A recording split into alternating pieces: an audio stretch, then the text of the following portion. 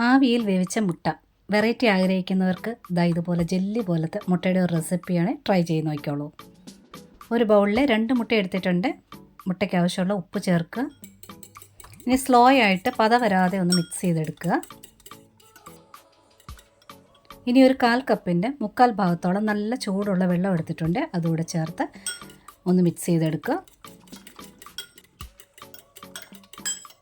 Slow ആയിട്ട് തന്നെ beat ചെയ്തെടുക്കുക, പത വരാതെ. ഇനി ഈ ബൗളൊന്ന് കവർ ചെയ്ത് വെക്കുക. അലുമിനിയം ഫോയിലോ ഫിറ്റായിട്ടുള്ള ഒരു അടപ്പോ എന്തായാലും കുഴപ്പമില്ല.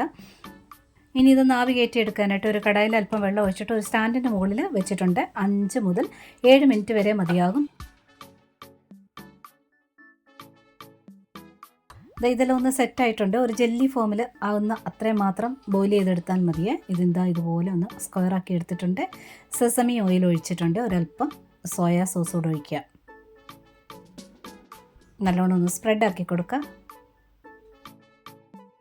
ഇനി ഇതിന് മുകളിൽ ഉള്ളിത്തണ്ടാണ് ഒരല്പം അരിഞ്ഞ് ചേർക്കേണ്ടത്.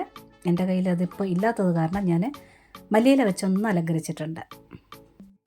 മുട്ടയിൽ വെറൈറ്റി ആഗ്രഹിക്കുന്നവർക്കൊക്കെ പറ്റിയ നല്ലൊരു ഡിഷാണ്. കുഴപ്പമൊന്നുമില്ല, നല്ല ടേസ്റ്റ് തന്നെയാണ്. ട്രൈ ചെയ്ത് നോക്കിക്കോളൂ.